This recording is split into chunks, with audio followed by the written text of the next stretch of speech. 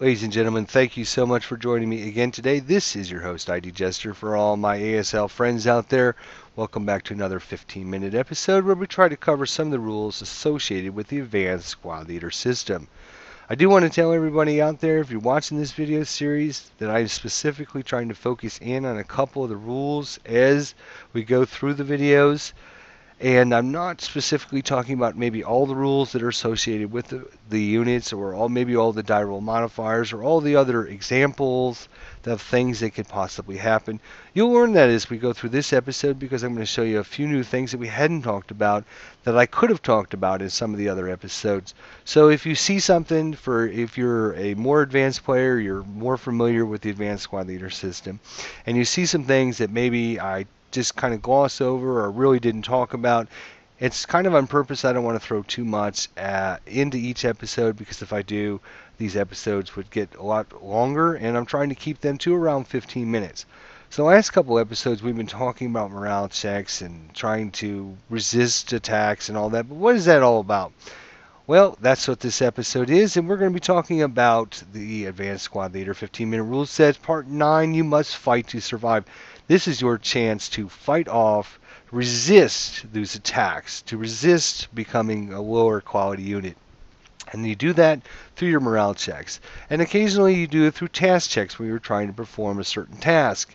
You're always going to roll these numbers based upon the morale of your units. You want to roll less than or equal to your morale on 2 dice in order to succeed in performing some task or avoid damage inflicted by the enemy fire. When an attack results dictate that a unit must check morale, it is deemed an MC, or a morale check. If you're going to try to perform some kind of task, it is called a task check. I'm not going to get into leader loss morale check and leader loss task check. We're going to have a specific episode just on that. But the most important thing to remember about morale checks is whenever a morale check or task check is required, leaders must check before all other units. We also want to talk about Section 10.21 of the rulebook, Leadership Die Roll Modifier. The only applicable die roll modifier to a morale check or a task check is going to be your leadership modifier of one available unbroken leader in the same location. And also 10.22 will apply where a leader does not apply its own die roll modifier to its own morale check or test check. So what does all this mean? Well, let's show you visually what we're talking about. We haven't really gone over leaders very much when we talked about counters and personnel counters. A leader is a single man counter located in N6, and it's going to have some values on the side of its counter as opposed to on the bottom. The first number is its morale check. The second number is its leadership die roll modifier. It should be noted that that is not a dash there. That is actually a -1. So you're going to have units that have a -0, a -1, a -2. You can actually have a unit with a +1, and of course we know that's bad because we always want to roll low when we're talking about Advanced Squad Leader system. You'll always want to roll the lowest you possibly can, so having a modifier of -1 is going to make that number even lower. We can see here that the American player, it's the prep fire turn of the American player using our phase disc here. So the American player decides that he wants to prep fire his mortar in S5 and attack this hex in N6. So he would then roll his attack, and in this case we are just going to assume that since most of the time the computer doesn't normal morale check, since the computer doesn't do what I tell it to do when I roll the dice, we're just going to assume that the result is a normal morale check. If we remember our rules about morale check, we know that the first thing that has to be done is the leader needs to do his check. Of course, the leader has a value of 9, so if it rolls a 2, 3, 4, 5, 6, 7, or 8, he has passed his morale check and nothing happens. Notice I did not say 9, unlike the previous episode.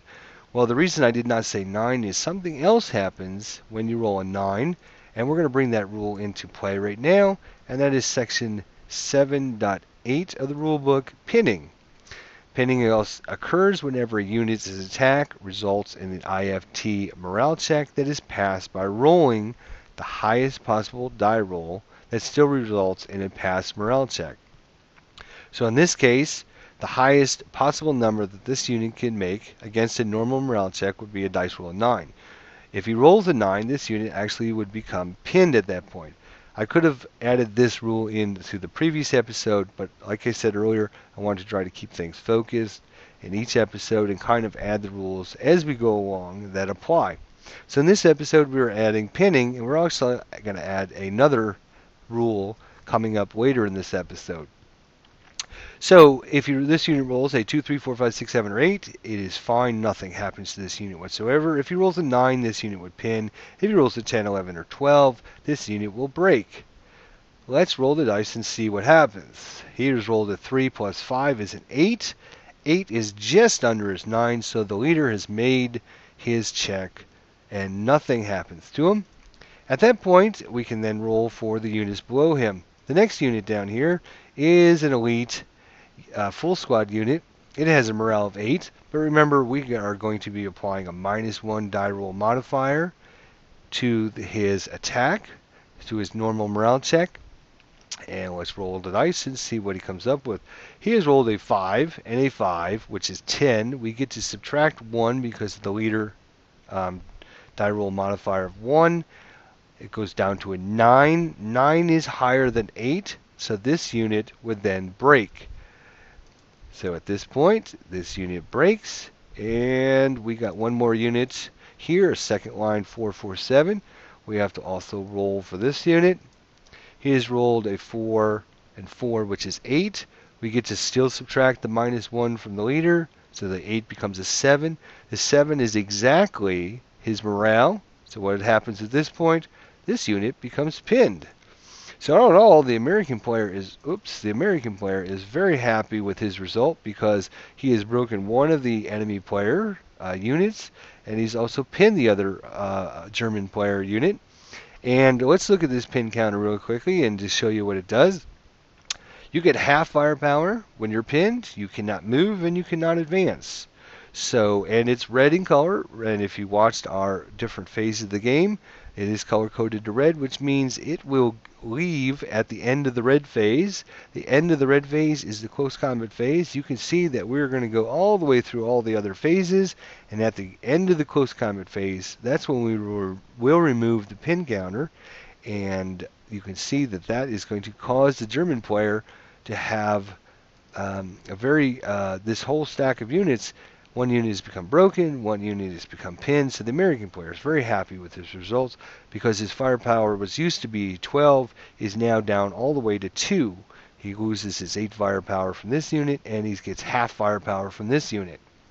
So that's basically how things happen when you are talking about resisting somebody's attack. You are trying to perform your morale checks to resist what happens to your units, and obviously the lower is better.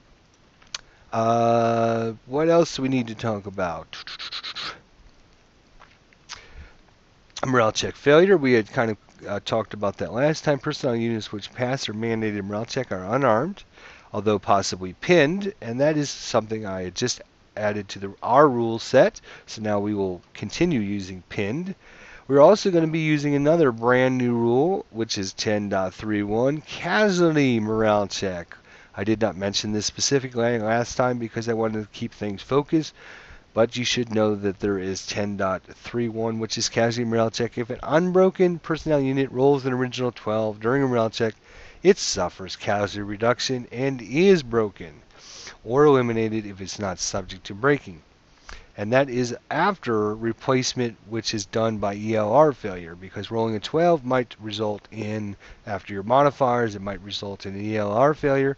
So you're going to ELR your unit, then you're going to do casualty reduction, and then you're going to break the unit. If a broken unit rolls a 12, it is completely eliminated. So that's even twice as bad. So what does that mean? Let's look at our example again, and we're adding some new rules in. We now know about pinning and what happens. If this unit rolls, let's talk about the leader here. If this leader rolls a 2, 3, 4, 5, 6, 7, or 8, we know it's fine. If it rolls a 9, we know it's pinned. If it rolls a 10, 11, this unit is broken. If it rolls a 12, something special happens to it. In this case, it's the leader, so I'm not specifically going to talk about what happens with the leader. Let's talk about a unit here. Let's say this unit was attacked in this hex here. If it rolls a 2, 3, 4, 5, 6, this unit here, if we're talking about a normal morale check, a 2, 3, 4, 5, 6, this unit is 5, 7, this unit becomes pinned, 8, 9, 10, 11, this unit becomes broken. If it rolls a 12, it's going to be casualty reduced and broken and possibly ELR'd. If you're not sure about ELR or understand these rules, be sure to check out our previous video where we talked about what happens with ELR and how that's done. So obviously rolling a 12. So let's talk about casualty reduction really quick. Casualty reduction is pretty simple. A full squad becomes a half squad becomes eliminated. So full squad becomes a half squad, so we would just become a half squad. In this case, if I rolled a 12, I would also become broken, and this of course is after ELR, and in this case we're just going to assume that ELR doesn't apply at this point. It would depend on the scenario and the different ELR rating, etc., etc. All right, so let's give another quick example here. We're running out of time again as usual. The American player, he's so satisfied. He had destroyed N5. Pretty much everybody in that hex is not very good, so he's done with his prep fire. He's going on in the movement phase. This American player decides to move into this hex right there. At that point, the German player in P8 decides to protective fire, or what am I thinking? Defensive fire. First fire. And he's going to basically attack the American in R7. He's got a firepower 4, 8, 9, 10, 11. And he does his attack. And in this case, excuse me, we're going to assume it ends up with a 2 MC. I'm typing that up here so we can remember 2MC. Remember that 2 is going to be added to the dice roll of all the units from that attack. At that point, the American player then has to resist his attack, and resisting his attack, remember, is your chance to fight to survive, your chance to resist the attack.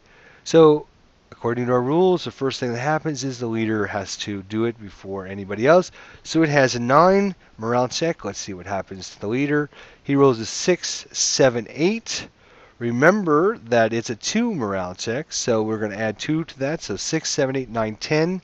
10 is higher than the 9, so this leader will then break. At that point, he will no longer give his benefits, his leadership die roll modifiers, to any of the other units in the hex. So this unit's on his own. He's got to survive this attack all by himself. Let's see what happens. We're going to roll the dice. He rolls a 6. 6 plus 2, because of the 2 morale check, is an 8. 8 is higher than 7, so this unit also becomes broken. And last but not least, we have the full squad elite. He decides he has to roll a morale check again. He's trying to fight to survive. And he rolls a 9. 9 plus 2 is 11. 11 is higher than his 7, and he will ELR.